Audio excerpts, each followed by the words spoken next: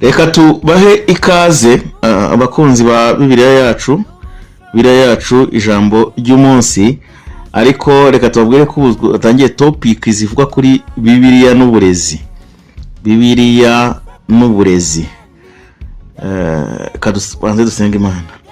Turagushimiye Mugaba w'amahanga kandi tugushimiye yuko udukunda, kwa tumurikira, kwa twereka ibikenewe. Ntabwo cyubahiro. Tugiye kuganira rero kandi dutangiye ibyigisho bikomeye bivuga ko Bibiliya ihuriye n'uburezi ndetse n'uburere. Utumurikishije mu maso kugira ngo tubashe kumva ibintu uko bikwiriye mu izina rya Yesu.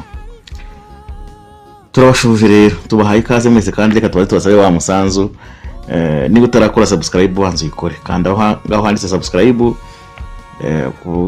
koresha igifaransa, na handitse s'abonner, ngaho ni mukane na like, comment, ubundi ikiganiro kiza gusoza ucyoherereza n'abandi bakomeze barebe, dukomeze dufatanye. Tunavuga ko wanatwohereza n'ubutumwa bugufi kuri 0782 660 611 0782 660 611 cyangwa 0783 65 43 Turasoma Zaburi 144 umurongo wa 12 na 13 kugira ngo abahungu bacu babe nk'ibiti byikuririza bakira abasore, n'abakobwa bacu bamere nk'amabuye akomeza imfuruka abajwe nk'uko babaza amabuye ahimbishwa inyumba. Iyo ni Zaburi 144 umurongo wa 12 na 13. Kuvuga ko abana kugira ngo babe beza, bagire uburere, bahinduka impamvu y'umunezero n'umugisha, ntago ari ibintu bipfa kwizana. Mu gitabo turi gusoma aya magambo, iki gitabo tugitiye ababyeyi, abarezi n'abigisha bose bigisha mu ishuri bigira mu ishuri ryo ku isi ritegurira abayituye gutaha ijuru.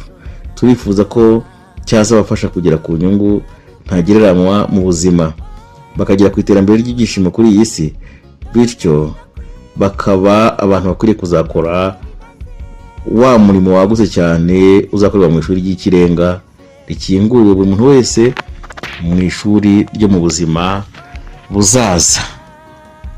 Byanze bikunze umuntu wese agomba guhura n'ibibazo bifatika biranga amateka y'ubuzima n'imibereho.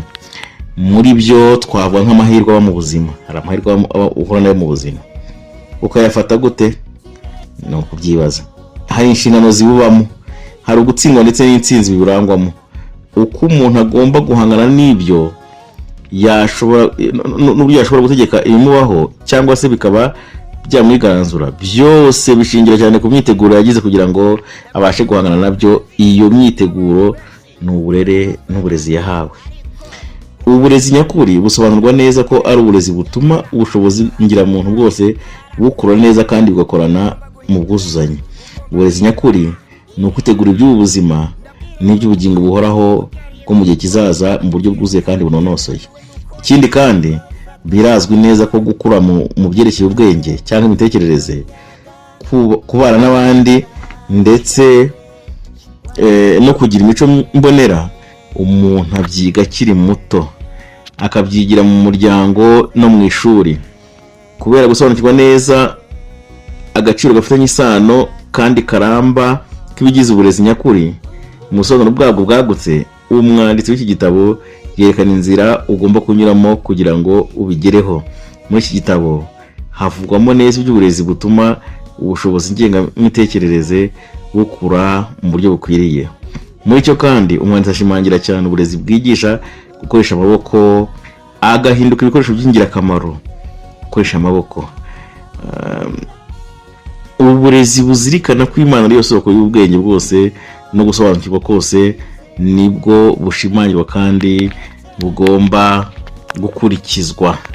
Impamvu shingiro yatumye umwanditsi w'iki gitabo yandika byinshi ku nsanganyamatsiko y'uburezi ni uko yarebye agasanga urubyiruko rugitangira ubuzima rugomba kuba rwiteguye guhagarara mu mwanya warwo nk'abaturage b'ingirakamaro, bateguriwe neza ibyo bazanyuramo bifatika mu buzima, baratejwe imbere ku gihagararo mu buryo bwuzuye, bubaha Imana, barangwa n'imico izira amakemwa, kandi imitima yabo ntiteshuke ku mahame y'ukuri.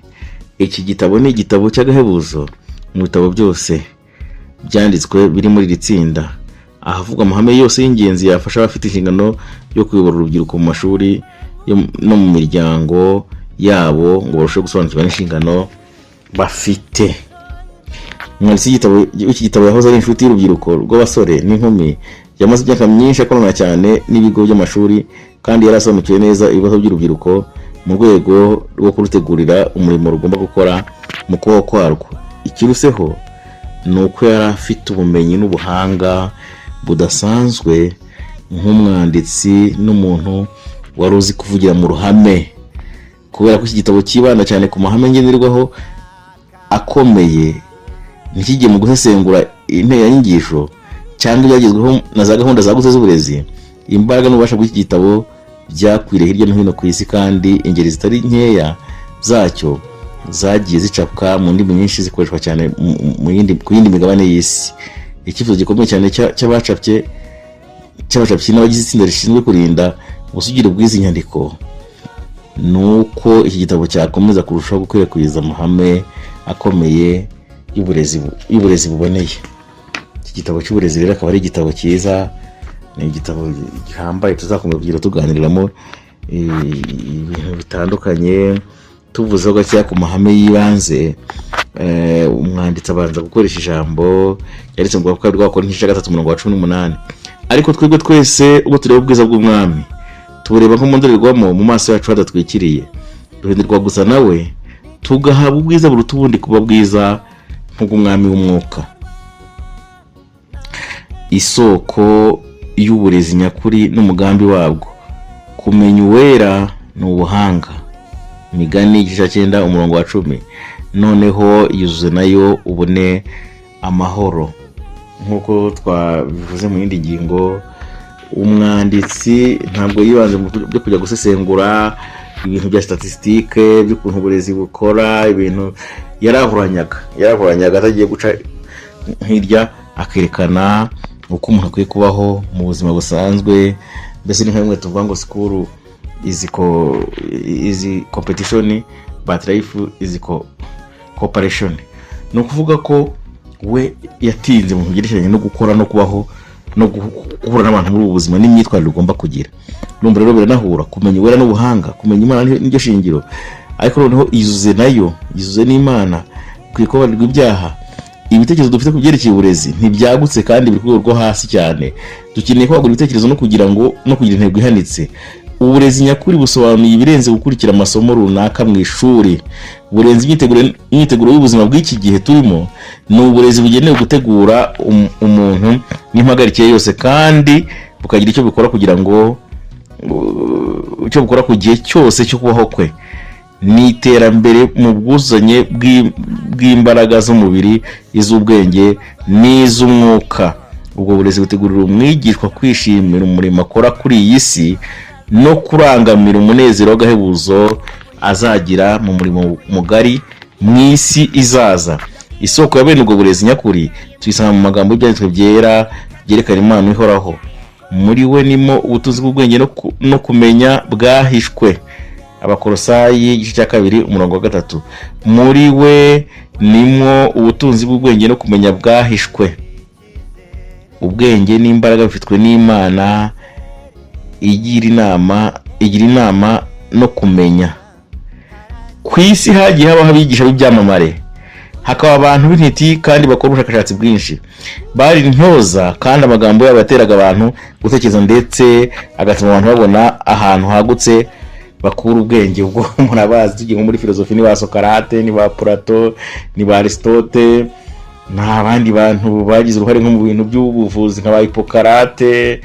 Hakaza noneho abahanga bo muri bino bihe bya vuba ahangaha nka ba Jean Paul Sartre, n'abandi benshi nk'abo ngabo abo ngabo bose ba Voltaire n'ibindi bihangange tugiye tuzi nka Albert Einstein n'abandi.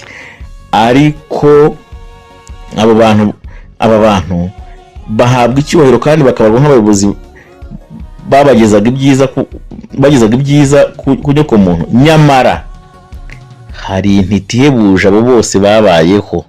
Dushobora gukora urutonde rw'abigisha babaye ku isi tugasanga barahereye igihe amateka ya muntu yatangiriye, ariyo soko y'umucyo, niwe wabayeho mbere yabo bose.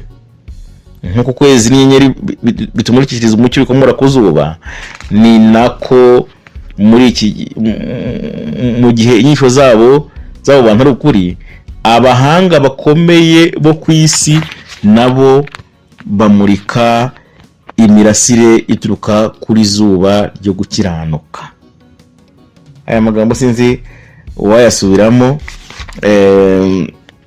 Ngo nk'uko ukwezi n'inyenyeri bitumurikishiriza umucyo bikomora ku zuba, ni nako mu gihe inyisho zabo bahanga ari ukuri, ariko abahanga bakomeye bo ku isi nabo bamurika imirasire ituruka ku zuba ryo gukiranuka. Umucyo wose uva mu ntekerezo, kumurika k'ubwenge kose bikomoka kuri mucyo w'isi. Muri iyi minsi havugwa byinshi byerekeye imiterere n'akamaro k'uburezi bwo mu rwego rwo hejuru, ariko uburezi nyakuri busumba ubundi bwose ni ubutangwa n'Imana yo nyir'ubwenge n'imbaraga. Yobu 12:13. Kandi akanwa kayo kakavamo kumenya no kujijuka. Imigani 2:6. Kumenya Imana nibyo soko y'ubumenyi nyakuri bwose no gutera imbere nyako. Aho twakwerekera hose, haba mu bijyanye n'umubiri, intekerezo n'iby'umwuka, ibyo kwitegereza byose uretse byatewe n'ingaruka z'icyaha, byose bidushurira kumenya Imana. Ubushakashatsi twakorwa aribwo bwose dufite umugambi uhamye wo kugera ku kuri, duhera ko dusabana na bwenge ushobora byose, utarebeshwa amaso, ari nawe ukorera muri bose. Ubwenge bwa muntu busabana n'ubwenge bw'Imana, maze umuntu upfa agasabana n'Imana ihoraho. Bene ko gusabana mu by'umubiri, mu by'ubwenge no mu by'umwuka bigira akamaro katarondorwa. Aya magambo ndashaka kuyasubiramo. Ubushakashatsi twakora ubwo ari bwo bwose, dufite umugambi uhamye wo kugera ku kuri, duhera ko dusabana na bwenge ushobora byose, utarebeshwa amaso, ari nawe ukorera muri bose. Ubwenge bwa muntu busabana n'ubwenge bw'Imana, maze umuntu upfa agasabana n'Imana ihoraho. Bene ko gusabana mu by'umubiri, mu by'ubwenge no mu by'umwuka bigira akamaro katarondorwa. Aya magambo ndongera nyasubiremo iherezo nanayasorezeho. Ubu bushakashatsi twakora ubwo ari bwo bwose, dufite umugambi uhamye wo kugera ku kuri, duhera ko dusabana na bwenge ushobora byose, utarebeshwa amaso, ari nawe ukorera muri bose. Ubwenge bwa muntu busabana n'ubwenge bw'Imana, maze umuntu upfa agasabana n'Imana ihoraho. Bene ubwo uko gusabana mu by'umubiri, mu by'ubwenge no mu by'umwuka bigira akamaro katarondorwa. Bavandimwe, murabyumva muri iri jambo ridufungurira ibyerekeranye inyigisho cyangwa se aya maseri y'ibyigisho twise Bibiliya n'uburezi. Bibiliya yacu ijambo ry'umunsi, ariko ishami cyangwa se uburyo bw'ibyigisho twise Bibiliya n'uburezi, aho Bibiliya ihurira n'uburezi bwe yacu n'uburezi. Murabyumva, ibyo wakwerekezaho byose ariko bitagamije kwikanyiza, bigamije kugira ku kuri, bigamije kugira icyo bimarira abantu, byanze bikunze uhita uko usabana n'Imana ihoraho. Mwese rero abo dufatanije, abo mukomeje kuba muri kumwe natwe kandi mutwungura ibitekerezo, turasaba n'ubundi nimukande aho ngaho kuri subscribe cyangwa se abone ko bakoresha igifaransa. Hanyuma nimuduhe comment rwose ku byo dukora, kandi niba wumva ibyigisho ari byiza, ushobora kubyoherereza mugenzi wawe, nawe akongera akanyuzamo amaso, akumva, akareba, tugafatanya, turongera turarika n'ubundi. Bavandimwe n'inshuti mwese turi kumwe, uko tugenda tuganira, turumva waba afite icyo yakungura abantu cyerekeranye n'ijambo ry'Imana, yatwegera, wenda yaba indirimbo, yenda yaba ashoboye gukora ibisigo ariko bivuga ku Mana, wenda yaba ashoboye uburyo bwose yabasha gukoresha, yaba ari umusizi. Uwo mwese turi kumwe namwe kandi turabategereje kugira ngo dufatanye. Yaba ari umugisha wa Bibiliya, ashobora kumubwiriza ubutumwa, ni ikaze mwese. Rero murakomeza mudukurikire, mushobora gukurikira n'ubundi ipaki yose y'ibikorwa bicanga kuri kuri YouTube muzi ko hacaho n'ibindi byigisho, ariko wabishobora ashobora gusura website yacu nibibone.com, ashobora gusura n'izindi mbuga tugiye dufite, Twitter yabaye X yahoze ari Twitter, akadukujya kuri Facebook aho hose nibiboneye, akagenda arushaho kugira ubumenyi kubyo dukora byose. Harimo n'ibindi bigenda bidufasha kwirwanaho muri ubu buzima, ariko byose n'ubundi bikaba byunganirana n'ijambo ry'Imana. Umukristo mwiza niwe wakabaye n'umucuruzi, gacuruza atabeshya, niwe wakabaye ari umuhinzi agahinga mu buryo bukwiriye, arabungabunga n'ibidukikije yirinda ko bicika. Mbese aho niho turi kumwe namwe rero, kandi turashima ko mukomeza kuba muri kumwe natwe. Reka dusenge Imana. Turagushimiye mugabo w'amahanga, tugushimiye yuko kumwe natwe.